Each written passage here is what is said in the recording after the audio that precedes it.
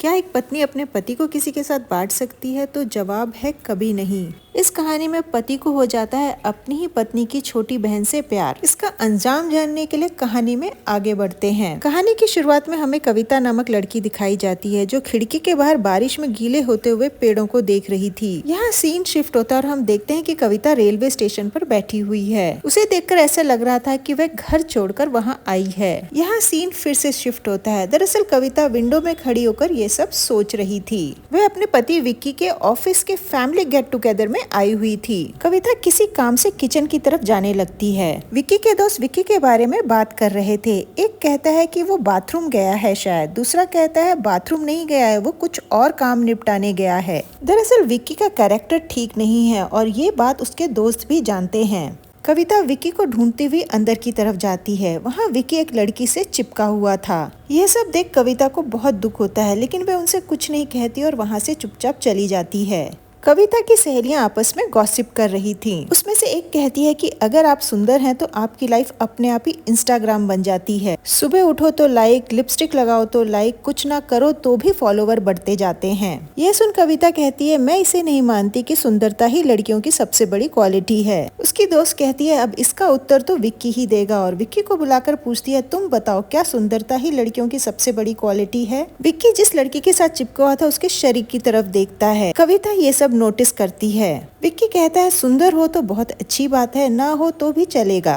यह सुन वहाँ बैठी सभी औरतें खाना फूसी करने लगती हैं। तभी कविता एक कहानी सुनाने लगती है। वह कहती है फुर्सत नगर में स्मिता नाम की एक लड़की थी। वह अपने पति के साथ अपने मायके में ही रहती थी।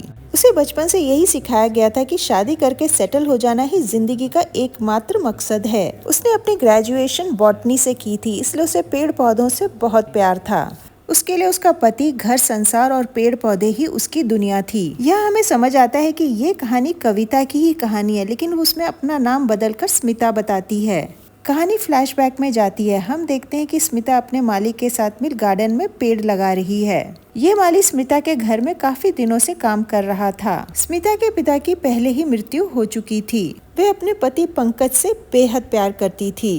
पंकज के ऑफिस जाने के बाद नौकरानी अपने घर के फ्रेश मशरूम लाकर स्मिता को देती है। वह नौकरानी को मशरूम तुरंत घर से बाहर ले जाने के लिए कहती है क्योंकि पंकज को मशरूम से बेहद खतरनाक एलर्जी थी। वह पंकज का एक आदर्श पत्नी जैसे ख्याल रखा करती थी। इसके बाद हम रतन नामक पुलिस ऑफिसर को देखते हैं। यह एक करप्ट ऑफिसर था।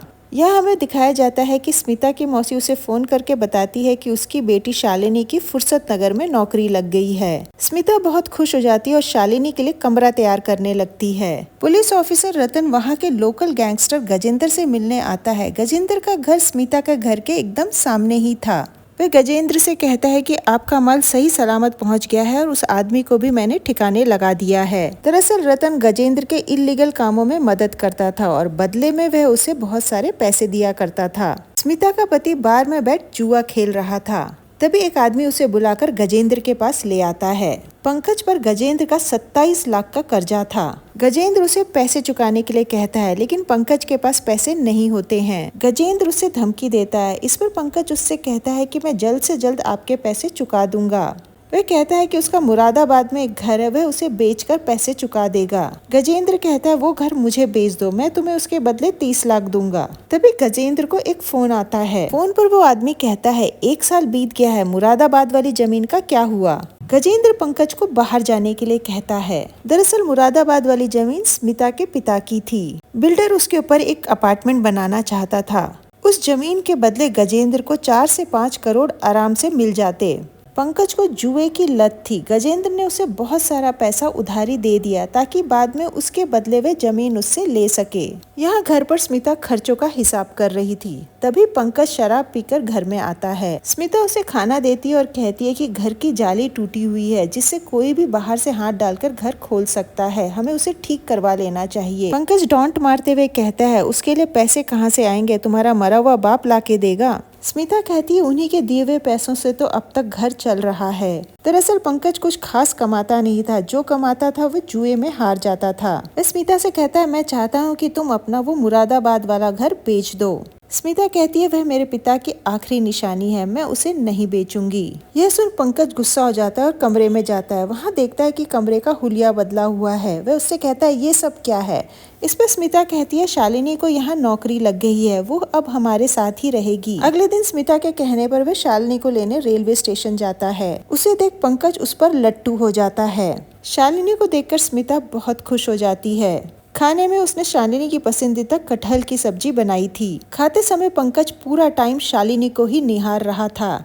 मीठे में वह उन दोनों को गुलाब जामुन देती है। शालिनी गुलाब जामुन नहीं खाती। पंकज उससे रिक्वेस्ट करता है तो शालिनी गुलाब जामुन का एक छोटा सा बाइट लेकर गुलाब जामुन वापस रख देती है। पंकज उसी के सामने वो जूठा गुलाब जामुन खा जाता है। अगले दिन शालिनी को ऑफिस से लौटते वक्त रिक्शा नहीं मिल रही थी। पुलिस ऑफिसर रत्न की उस पर नजर पड़ती है। वह अपनी बाइक ले शालिनी के पास आता है और उससे पूछता है क्या हुआ, आपको कोई दिक्कत है। इस पर शालिनी उससे कहती है मुझे कोई रिक्शा नहीं मिल रही है। रतन उसे लिफ्ट ऑफर करता है। शालिनी मान जाती है। रतन को शालिनी पहली नजर में ही अच्छी लग गई थी। वह उससे फ्लर्ट करने लगता है। शालिनी को भी उसका फ्लर्ट करना अच्छा लग रहा था। रतन उससे फोन नंबर मांगता है। वह बिना झिझके उसे अपना फोन नंबर दे देती है। स्मिता बालकनी से देखती है कि कोई शालिनी को छोड़कर गया है। अगले दिन वह उससे बातों बातों में पूछती है कि तुम्हें अब शादी कर लेनी चाहिए। शालिनी कहती है मुझे अरेंज मैरिज नहीं करनी है। मेरा एक बॉयफ्रेंड था जिसके साथ मेरा अभी अभी ब्रेकअप हो गया है क्योंकि वह अपनी बीबी का पल्लू छोड़ना ही नहीं चाहता था। यह सुन स्मिता को काफी अजीब लगता है। अगले दिन पंकज शालिनी को पूरा शहर दिखाता है। वह उसकी खूब आवभगत कर रहा था। शालिनी भी मजे ले रही थी। दोनों काफी समय बाहर बिताते हैं। पुलिस ऑफिसर रतन भी रोजाना शालिनी को ऑफिस ड्रॉप कर दिया करता था। रतन भी उसके साथ काफी समय बिताने लगा था। शालिनी भी पहुंची हुई चीज थी। वह एक साथ ही रतन और पंकज दोनों को चला रही थी। शालिनी घर के बाहर रतन के साथ समय बिताती थी और घर लौटने के बाद पंकज के साथ समय बिताती थी। धीरे धीरे पंकज और शालिनी बहुत क्लोज आ जाते हैं। अब वो दोनों घर के बाहर होटल में भी मिलने लगे थे। इन सब के बारे में स्मिता को कुछ भी पता नहीं था। एक दिन पंकज शालिनी को शॉपिंग करवाने ले जाता है। शालिनी अपने लिए 2500 की ड्रेस पसंद करती है। फिर शालिनी पंकज से कहती है दीदी के लिए भी कुछ ले लेते हैं। पंकज कहता है तुम ही कुछ पसंद कर लो। शालिनी उसके लिए एक साड़ी पसंद करती है जो मात्र 250 रुपए की थी। तभी शालिनी को रतन का फोन आता है। पंकज को रतन के बारे में कुछ पता नहीं था, इसलिए शालिनी थोड़ा दूर आकर फोन पर बात करती है। रतन कहता है तुम्हारा 2 दिन से कुछ अता पता नहीं है, तुम ठीक तो हो, और उसे लंच पे इनवाइट करता है। कहता है कि इसी बहाने मेरी माँ भी तुमसे मिल लेगी। वे ठीक है कहती है और कहती है अभी मैं थोड़ा बिजी हूँ। ऐसा कहकर वो फोन काट देती है। ऐसे ही कुछ दिन बीत जाते हैं। एक दिन जब स्मिता बाजार से वापस आती है तब उसे शालिनी के कमरे से कुछ आवाजें सुनाई देती हैं। जब वे वहां जाके देखती है तो उसके होश ही उड़ जाते हैं। पंकज और शालिनी इंटीमेट हो रहे थे। वो दोनों इतने मगन थे कि उनका स्मिता की तरफ ध्यान ही नहीं जाता है। वह टूट जाती है और वहाँ से भागकर बाहर आ जाती है और एक पेड़ से लिपटकर रोने लगती है। वह शालिनी और पंकज से इस बारे में कुछ भी नहीं कहती है, बस एकदम चुपचाप हो जाती है। उनकी सालगिरह वाले दिन पंकज स्मिता को नजरअंदाज कर शालिनी को ही केक खिलाने में लगा हुआ था। स्मिता चुपचाप देखती रह जाती है। उसकी एक दोस्त भी ये बात नोटिस करती है। वह स्मिता को अकेले में आ कहती है तुम्हारी बहन के लक्षण कुछ ठीक नहीं लग रहे हैं, तुम्हें सावधान रहना चाहिए। स्मिता कुछ नहीं कहती क्योंकि वो तो पहले से ही ये सब कुछ जानती थी। दुखी हो बाहर वो पेड़ों के सामने जोर जोर से रोने लगती है। उसी रात शालिनी अपनी एक अश्लील तस्वीर निकाल पंकज को भेजती है। पंकज चुपचाप उठकर उसके कमरे में जाने लगता है। तभी स्मिता पीछे से आवाज लगाकर कहती है तुम्हें कुछ चाहिए क्या। वह बहाना करता है मैं पानी पीने आया था। स्मिता के उठ जाने की वजह से शालिनी का पूरा प्लान चौपट हो जाता है। स्मिता पंकज से कहती है शालिनी का ऑफिस यहाँ से दूर पड़ता है, क्यों ना हम उसे उसके ऑफिस के पास ही कोई कमरा दिलवा दें। पंकज उसकी बातों पर ध्यान ही नहीं देता है। गजेंद्र पंकज को बार बार मुरादाबाद वाले घर के लिए फोन कर रहा था। वे वापस स्मिता को वो घर बेचने के लिए कहता है, लेकिन स्मिता साफ मना कर देती है। उन दोनों की बात सुन शालिनी आकर स्मिता से कहती है तुम वो घर बेच क्यों नहीं देती। स्मिता उसे कुछ आंसर किए बिना वहाँ से चली जाती है। उस रात पंकज बहुत सारी शराब पी लेता है और गजेंद्र से मिलने चला जाता है। माली उसे जाते हुए देख लेता है। अगले दिन माली स्मिता को चेतावनी देता है कि तुम्हारे अपने ही तुम्हें नुकसान पहुंचाने वाले हैं, तुम्हें सावधान रहना चाहिए। वैसे भी प्रकृति का नियम है, खुद खाओ या फिर दूसरों का चारा बन जाओ। अगले दिन पंकज स्मिता से कहता है कि वो बरेली जा रहा है। कुछ लोग शाम को पैसे देने के लिए घर में आने वाले हैं, इसलिए तुम 6 बजे घर पर ही रहना। स्मिता ठीक है बोलकर शालिनी के लिए टिफिन बनाने चली जाती है। शालिनी को उसकी मनपसंद कटहल की सब्जी टिफिन में बनाकर देती है। शालिनी दोपहर को ही घर वापस आ जाती है। वे कहती है उसे लूज मोशन हो रहे हैं, उसके पेट में दर्द हो रहा है। वो पंकज को फोन लगाने की कोशिश करती है लेकिन फोन बंद आता है। वो शालिनी से कहती है कि वह अपनी सहेली की बेटी की बर्थडे पार्टी में जा रही है। स्मिता उससे कहती है तुम भी चलो। इस पर शालिनी कहती है मैं तो बीमार हूँ, मैं नहीं आ पाऊंगी। स्मिता कहती है ठीक है, मैंने दाल बना दी है, सब्जी बनानी है, तुम सिर्फ सब्जी काट कर रखना, मैं आके सब्जी बना लूंगी। और कहती है करीब 6 बजे पंकज का कोई दोस्त आने वाला है, वो जो भी सामान देगा उससे ले लेना। शालिनी कहती है हाँ मैं सब कुछ कर लूंगी, तुम जाओ एंजॉय करो। जैसे ही स्मिता घर से निकलती है पंकज उसे कॉल करके पूछता है तुम कहाँ हो। इस पर वह झूठ बोलती है और कहाँ रहूंगी, घर पर ही हूँ। इसके बाद स्मिता बर्थडे पार्टी में पहुँच जाती है। फिर हम रतन को देखते हैं। वह अपने सीनियर ऑफिसर से बात कर रहा था। दरअसल वह अपने ऑफिसर की बहन की शादी पर आया हुआ था। अभी वो बात ही कर रहे थे तभी सीनियर को एक फोन आता है। उसे बताया जाता है कि एक ही घर में एक साथ 2 मर्डर हुए हैं। सीनियर ऑफिसर रतन को साथ लेकर तुरंत क्राइम स्पॉट पर चला जाता है। वह देखता है कि वहाँ पर पंकज और शालिनी की डेड बॉडी पड़ी हुई है। स्मिता वहीं बैठी रो रही थी। वह बताती है कि जब वे बर्थडे पार्टी से वापस आई तो उसने देखा दोनों मरे हुए पड़े हैं। बॉडी को पोस्टमार्टम के लिए भेज दिया जाता है। उसके बाद रतन पूरे घर को अच्छे से सर्च करता है। पुलिस को लगता है कोई चोरी करने आया होगा और उसने फिर इन दोनों को मार दिया। सीनियर ऑफिसर पूरे केस की जिम्मेदारी रतन को देता है। रतन अपने तरीके से इन्वेस्टिगेशन शुरू करता है। इन्वेस्टिगेशन के दौरान उसे पता चलता है कि पंकज ने गजेंद्र से 27 लाख रुपए उधार लिए थे। वह गजेंद्र से मिलता है और उससे कहता है कि इस डबल मर्डर केस में शक की सुई तुम पर आ सकती है। इस केस को सॉल्व करने के लिए मुझ पर सीनियर का प्रेशर भी है। गजेंद्र उससे कहता है कि पंकज उसके पास आया था। उसकी बीबी मुरादाबाद वाली घर को बेचने के लिए तैयार नहीं थी, इसलिए वह अपनी बीबी को मरवाना चाहता था।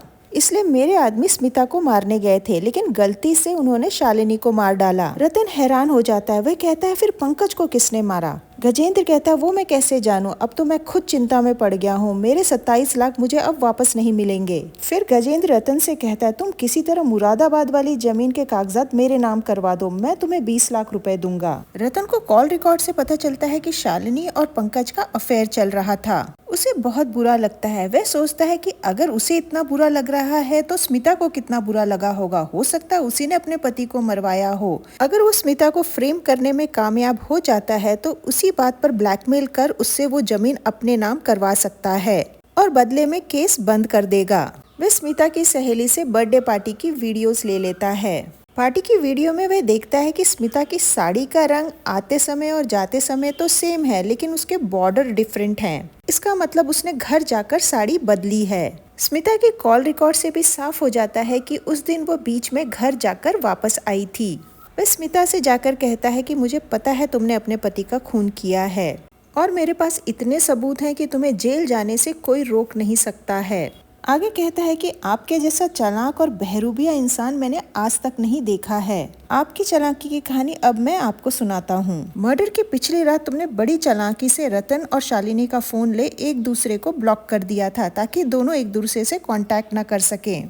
अगली सुबह तुमने शालिनी को जो टिफिन दिया था उसमें कुछ मिला दिया था ताकि उसे लूज मोशन हो जाए और वो घर जल्दी वापस आ जाए। शालिनी की पोस्टमार्टम रिपोर्ट में उसके खाने में एबनॉर्मल चीज पाई गई है। शालिनी को घर छोड़ तुम पार्टी अटेंड करने चली गई थी। शालिनी को स्मिता समझ कुछ लोग आकर उसे मार देते हैं। उसके कुछ देर बाद तुम घर पहुँचती हो। पोस्टमार्टम की रिपोर्ट के अनुसार पंकज की मौत शालिनी की मौत से 1 घंटे बाद हुई थी। पोस्टमार्टम के अनुसार पंकज की मौत दिल का दौरा पड़ने से हुई थी। उसके बाद किसी ने उसके सीने पर 2-3 बार चाकू से वार किया था। वो तुम ही हो क्योंकि तुम घर पर आई थी। दोनों की मौत के बाद दोनों के फोन में एक दूसरे के नंबर फिर से अनब्लॉक हो जाते हैं। ये और कोई नहीं, तुमने ही किया है। इसके बाद तुम साड़ी बदल फिर से पार्टी में पहुंच गई। फिर वह उसे अपने फोन में वो वीडियो दिखाता है जिसमें उसकी साड़ी के बॉर्डर का कलर अलग अलग है। यह हमें फ्लैशबैक में दिखाया जाता है कि उसकी साड़ी पे खून लगा हुआ है और वो उसे धो रही है। फिर साड़ी बदल कर वो वहाँ से निकल जाती है और उससे कहता है कि तुम अपना फोन लेकर पूरा टाइम घूम रही थी, जिस वजह से तुम्हारा फोन कब किस टावर के अंडर है वो सारा रिकॉर्ड हमारे पास है। और कहता है कि तुम्हारा जेल जाना तो तय है, लेकिन अगर तुम वो मुरादाबाद वाली प्रॉपर्टी मेरे नाम कर दोगी तो मैं सारी इन्फॉर्मेशन डिलीट कर दूंगा और चोरी के इरादे से की गई हत्या कहकर इस केस को बंद करवा दूंगा। तुम्हारे पास सिर्फ 4 दिन है, इन 4 दिन में तुम वो प्रॉपर्टी मेरे नाम कर दो। और फिर उसे धमकाते हुए कहता है कि किसी प्रकार की भी चालाकी की तो सीधा जेल जाओगी। खुद को बचाने के लिए आखिरकार वो रतन के नाम जमीन करने के लिए कागजात तैयार करने लगती है। कागजात तैयार हो जाने के बाद वो अपने सभी नौकरों को छुट्टी दे देती है। कागज लेने के लिए रतन घर पे आता है। वह उसे चाय ऑफर करती है। रतन कहता है, मुझे गधा समझ रखा है क्या, जो मैं तुम्हारी चाय पीऊंगा उसमें जरूर तुमने कुछ मिलाया होगा। वह उसे इशारे से दिखाती है कागज कहाँ रखे हैं। रतन वो कागज हाथ में लेता है और अच्छे से पढ़ने लगता है। पेज पलटने के लिए वह अपनी उंगलियों को थूक से गीला करके पेज पलट रहा था। कागजात देखने के बाद वह कहता है कि सब कुछ ठीक है। फिर वह उससे कहता है, मेरे 2 कंफ्यूजन है। पहला, तुम्हें कैसे पता चला कि पंकज गजेंद्र के साथ मिलकर तुम्हें मारने वाला है, और दूसरा कि तुमने पंकज को कैसे मारा। स्मिता कोई जवाब नहीं देती। तभी हम देखते हैं कि रतन अजीब हरकतें कर रहा है और अचानक उसका पूरा शरीर पैरालाइज्ड हो जाता है। दरअसल स्मिता ने घर के पेपर्स पे एक जहरीला पेस्ट लगा दिया था। जब वह अपनी उंगली थूक से गीला कर पेज पलट रहा था तब वह जहरीला पेस्ट उसके अंदर चला जाता है, जिस वजह से वो पैरालाइज्ड हो गया था। यही कारण था कि स्मिता ने अपने हाथों से उठाकर वो पेपर्स उसको नहीं दिए थे, उसे इशारे से बताया था। रतन सब कुछ समझ तो पा रहा था लेकिन कुछ बोल नहीं पा रहा था। स्मिता उसके हाथों से कागजात लेकर जला देती है। इसके बाद माली रतन को एक बोरी में भरकर नदी में फेंक देता है। जाने से पहले वह स्मिता को 65 लाख देता है। दरअसल उसने वो घर किसी को 65 लाख में बेच दिया था और उससे कहता है, मौसम बदला तो फिर मुलाकात होगी। आगे दिखाया जाता है कि स्मिता वो 65 लाख वाला बैग लेकर स्टेशन पर बैठी है, जो कहानी के स्टार्टिंग में दिखाया गया था। वो अपनी नाम और पहचान बदल लेती है। अब उसका नाम है कविता, जो प्रेजेंट में अपनी सहेलियों को खुद की ही कहानी सुना रही थी। उसकी सहेलियां पूछती हैं कि पंकज कैसे मरा। यहाँ में दिखाया जाता है कि शालिनी का जब मर्डर हुआ उस वक्त वो सब्जी काट रही थी और वो मशरूम था। पंकज जब शालिनी को मरा हुआ देखता है तो उसे बहुत गुस्सा आता है। वो समझ जाता है ये सब स्मिता की वजह से ही हुआ है। वह गुस्से में स्मिता को मारने के लिए टेबल पे रखा हुआ चाकू उठाता है। उस चाकू पर मशरूम लगा हुआ था। मशरूम से उसे खतरनाक एलर्जी थी। चाकू हाथ में पकड़ते ही उसे अस्थमा का दौरा पड़ता है। स्मिता वहीं खड़ी उसे देख रही थी। वह उसकी दवा भी उससे दूर कर देती है। सांस न आने की वजह से उसे दिल का दौरा पड़ जाता है। फिर स्मिता उस पर चाकू से भी वार करती है। सहेलियां पूछती हैं कि स्मिता का आगे क्या हुआ। वह कहती है, ट्रेन में उसकी मुलाकात एक अजनबी से होती है जो आगे चलकर उसका पति बनता है। यह सुनते ही उसके पति विक्की के होश उड़ जाते हैं, क्योंकि वो भी कविता को पहली बार ट्रेन में ही मिला था। विक्की हड़बड़ाता हुआ उससे कहता है कि चलो घर चलते हैं। दोनों वहाँ से निकल जाते हैं। घर पहुँचने के बाद उसका पति उससे पूछता है कि तुमने उन 65 लाख का क्या किया। इससे हमें यहाँ ये समझ में आता है कि उसके पति को यकीन हो गया था कि कविता ही स्मिता है। कविता उसकी बातों पर कुछ ध्यान नहीं देती और उससे कहती है, चाय ठंडी हो रही है, पी लो। उसका पति समझ गया था कि उसकी बीवी गंवार, कमजोर, कोई अबला नहीं है। अगर उसने अपनी हरकतें बंद नहीं की तो उसका भी हाल रतन जैसा हो जाएगा। तभी दरवाजे पर घंटी बजती है। माली उससे मिलने आया हुआ था। उसके हाथ में एक छोटा सा पौधा था। वह उसे पौधा देते हुए कहता है कि मौसम बदल रहा है, इसकी तुम्हें जरूरत पड़ेगी। इसके बाद हमें कुछ समय पहले का सीन दिखाया जाता है, जहां हमें पता चलता है कि रतन जिंदा है और उसका अस्पताल में इलाज चल रहा है, लेकिन उसकी हालत अब भी वैसी ही है। उसे समझ तो सब कुछ आ रहा है लेकिन वो कुछ भी बता नहीं पा रहा था। उसके इलाज की जिम्मेदारी उसका सीनियर ऑफिसर उठा रहा है। सीनियर उससे मिलने आता है। रतन इशारों में सब कुछ बताने की कोशिश करता है लेकिन ऑफिसर की कुछ समझ नहीं आता है। लाख कोशिशों के बावजूद भी रतन सच्चाई जाहिर नहीं कर पाता है। हो सकता है इलाज की वजह से रतन फिर से ठीक हो जाए। यही वजह थी कि माली ने उससे कहा मौसम बदल रहा है और उसे पौधा देता है, ताकि जरूरत पड़ने पर वह उस पौधे का इस्तेमाल कर सके और रतन कभी उसकी सच्चाई दुनिया के सामने ना ला पाए। मूवी यहीं पर खत्म हो जाती है। मूवी अच्छी लगी हो तो चैनल को सब्सक्राइब कर लें और लाइक और शेयर करें। Thanks for watching.